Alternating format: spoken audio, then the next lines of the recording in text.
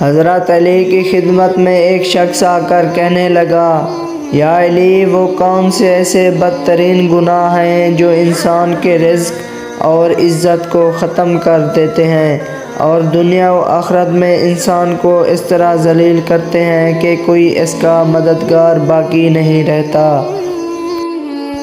بس جیسے ہی یہ پوچھا گیا تو حضرت علی نے ارشاد فرمایا، اے شخص، میں نے اللہ کے رسول صلی اللہ علیہ وآلہ وسلم سے سنا کہ 7 گناہ ایسے ہیں جو انسان کی دنیا اور آخرت کو برباد کر دیتے ہیں۔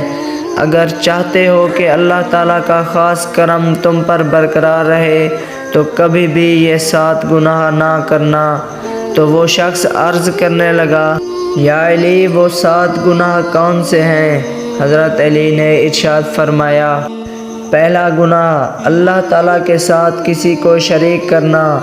سب سے بڑا گناہ شرک ہے۔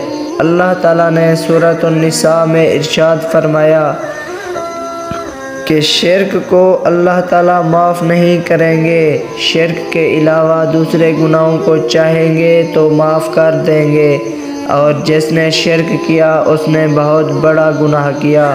شرک بہت بڑا گناہ ہے، لہذا شرک سے بچنا چاہیے۔ دوسرا گناہ جادو کرنا ہے۔ جادو کرنا بھی بہت بڑا گناہ ہے۔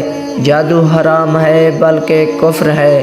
اگر کوئی اس کو جائز سمجھ کر کرتا ہے تو وہ یوں سمجھے کہ وہ اسلام سے بھی نکل جاتا ہے، لہذا جادو کرنے سے ہمیشہ بچو، اس گناہ کو بھی نہ کرو۔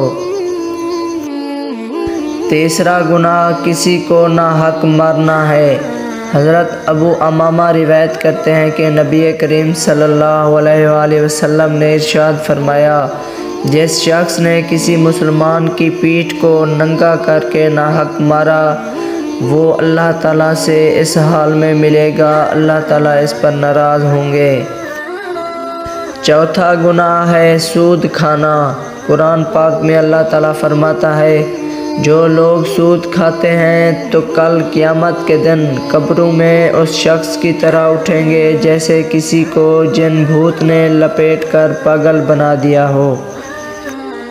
پانچواں گناہ یتیم کا مال ہڑپ کر جانا ہے۔ کسی کا حق نہ مارو کیونکہ اللہ تعالیٰ کا انصاف بہت سخت ہے، لہذا کسی یتیم کا مال کبھی بھی ہڑپ نہ کرنا۔ چھٹا گناہ میدان جہاد سے بھاگ جانا ہے۔ ساتواں گناہ نیک عورت پر تہمت لگانا ہے۔ سورۃ نور سورۃ نمبر 24 آیت نمبر 4 پڑھیے۔ وہ لوگ جو پاک دامن عورت یا پاک صاف عورت پر الزام لگا دیتے ہیں حالانکہ وہ اچھی نیک گھرانے کی عورت ہے، پردے والی ہے، نماز روزہ کرنے والی ہے، قرآن پاک کہتا ہے جو اپنی زبان کھولیں گے الزام لگانے کے لیے اگر ان سے گواہی مانگی گئی اور مانگی جائے گی۔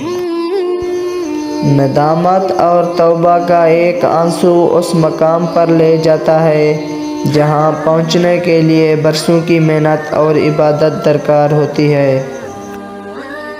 اگر تمہارے درمیان ایک دوسرے کے گناہ ظاہر ہو جائیں تو تم ایک دوسرے کو دفن بھی نہ کرتے۔